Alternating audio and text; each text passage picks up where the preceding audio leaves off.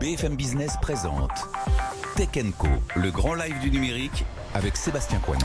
Et donc c'est le pitch comme tous les lundis soirs à la télé, à la radio. Nos deux VC pour démarrer, nos deux investisseurs, je vous les présente. Ils vont écouter nos entrepreneurs dans une seconde. On est avec Marion Chanéac de Caporn Invest. Marion, bonsoir. Bonsoir Sébastien. Et bienvenue à Julien David de Iris Capital. Julien David Nitlech, bienvenue. Bonsoir Sébastien. Avec vous donc ce soir deux start-upers. On présente d'abord la première, puisque c'est une jeune femme, Sarah Martineau d'Ideta. Sarah, bonsoir. Bienvenue. Bonsoir. Vous aurez donc 2 minutes seule dans un instant pour présenter Ideta. Effectivement, c'est le nom de votre start-up. Et derrière, donc quelques minutes pour échanger avec Marion et Julien David ici présents. Et puis, dans un petit quart d'heure, vous céderez votre place à Édouard ce soir, qui nous présentera lui iDeal.io. Je ne sais pas de quoi ça traite, donc il nous expliquera tout. Et puis ensuite, Marion et Julien David nous diront qui de l'un ou de l'autre pourrait faire partie potentiellement de leur portefeuille dans les prochains mois. Sarah, donc c'est parti pour vous. Vous n'avez pas levé plus d'1 million d'euros et vous n'avez pas pitché devant ces deux VC. On est d'accord ? Ouais. C'est à vous. Alors, nous envoyons chaque jour plus de 300 milliards d'emails et plus de 100 milliards de messages sur WhatsApp, sur Facebook Messenger. Et au final, les entreprises sont complètement submergées de messages et pour autant, il est primordial qu'elles puissent y répondre à ses messages clients, mais répondre aussi à ses salariés qui la sollicitent énormément.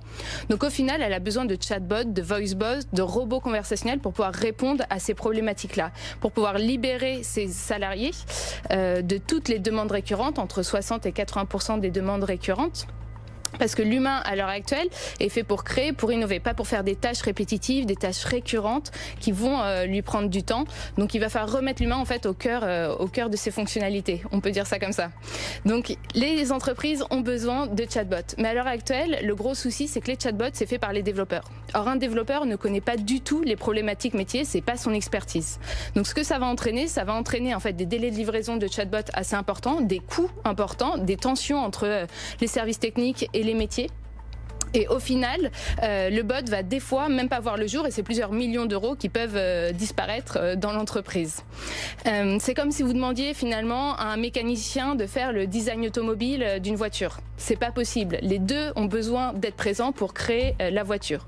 Donc avec Yanis Karjana, on a décidé de créer Ideta. Ideta, c'est la solution qui permet de créer facilement des chatbots et des voicebots. J'ai plus beaucoup de temps, donc j'accélère. Et donc on a créé Ideta. En un an de commercialisation, on a gagné 50 clients, on a signé une cinquantaine de clients. On est présent sur 5 pays et en 14 mois, on a atteint la rentabilité. Donc voilà ce que c'est Ideta. J'ai encore 14 secondes. On a fait une première levée de fonds de 700 000 euros en juin 2018 et maintenant on cherche 2,5 millions d'euros pour T1 2020 pour accompagner notre croissance. Voilà. Et ça fait donc 2 minutes. Exactement. Vous avez 2 secondes d'avance. Ouais, 700 000, donc vous n'étiez pas loin, là. On a failli vous rater là. Exactement. En tout cas dans le pitch. Vous auriez pu venir dans un autre cadre. Mais... Marion, première question donc pour Sarah et Ideta. Très bien. Sarah, merci beaucoup pour le pitch. Est-ce qu'il est possible pour vraiment bien comprendre le produit Ideta, donc ça permet de faire des chatbots, que l'entreprise les fasse toute seule sur mesure. En gros, est-ce que c'est dédié au métier ou est-ce que c'est dédié au DSI ? Et ma deuxième question, c'est est-ce qu'on peut avoir un cas d'usage concret pour essayer de bien comprendre quelle valeur ça apporte aux clients ?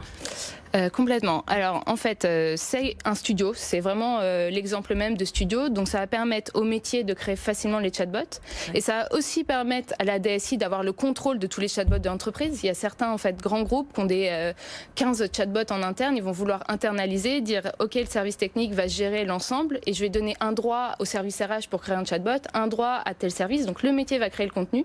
Mais par contre, les développeurs vont pouvoir continuer de faire les connexions aux outils internes parce qu'il y en a besoin, au CRM, au SIRH, enfin tous les outils qui sont importants dans l'entreprise.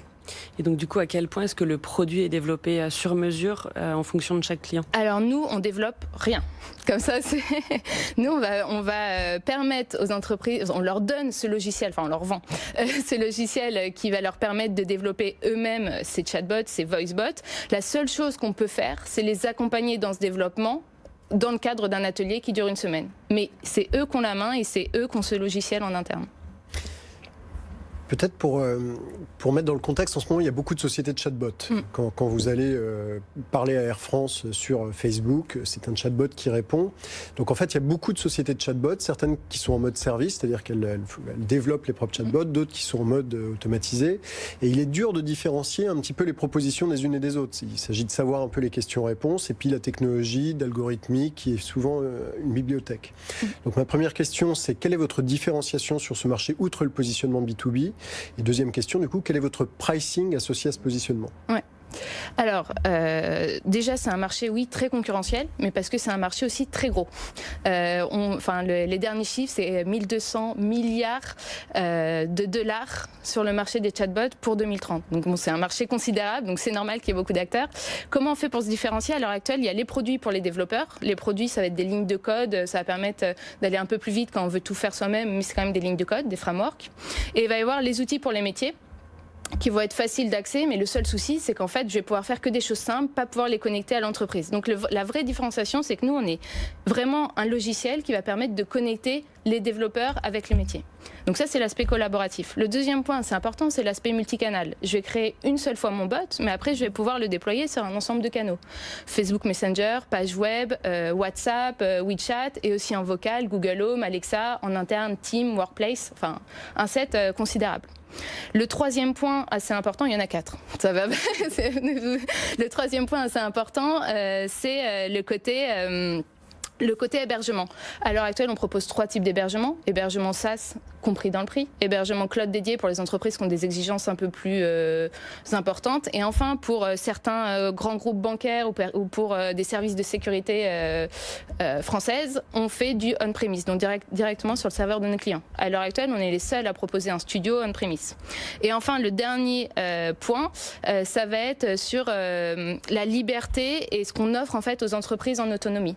Et la technologie. En fait, nous, on n'est pas fournisseur d'algorithmes de reconnaissance du langage, de NLP. Par contre, on va venir permettre à nos clients d'utiliser les meilleurs algorithmes du marché, ceux de Google, ceux d'Amazon, ceux de Microsoft, ceux d'IBM.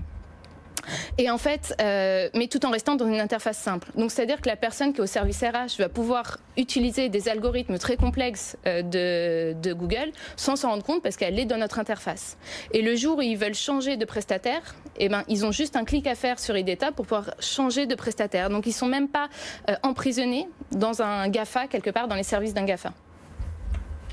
Il est possible d'avoir parce que alors, du coup le pricing, je comprends que ça dépend de dans quelle catégorie on est. Est-ce que c'est possible d'avoir une idée du nombre de clients que vous avez, du niveau de chiffre d'affaires où vous en êtes à avoir levé 700 000 euros Alors déjà sur le pricing du logiciel, on est assez transparent. C'est 7 200 euros par an pour 2 concepteurs.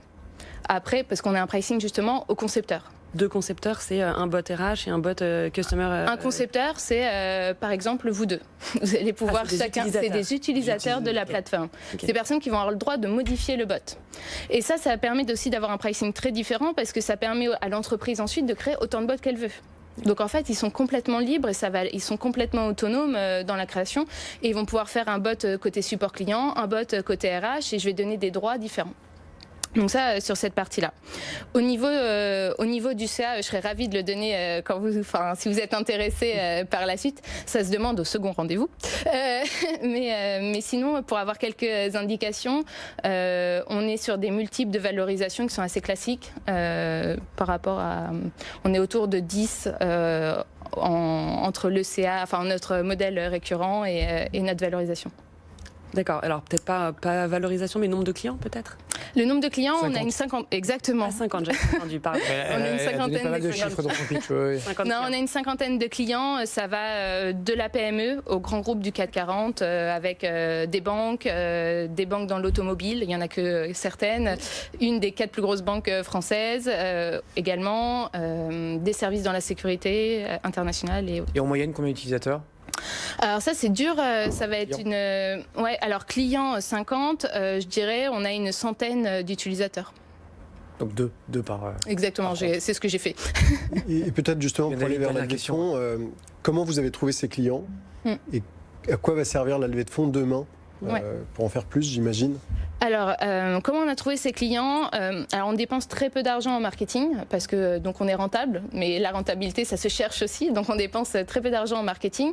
Par contre, on fait beaucoup de contenu marketing et on a aussi automatisé tout notre processus d'acquisition. Acquisition sur LinkedIn, ensuite envoi d'email à l'ensemble des personnes de manière automatisée avec des séquences d'emails. Donc, désolé si je harcèle les gens, mais en même temps, donc tout ça est automatisé et ensuite on termine avec des calls assez classique.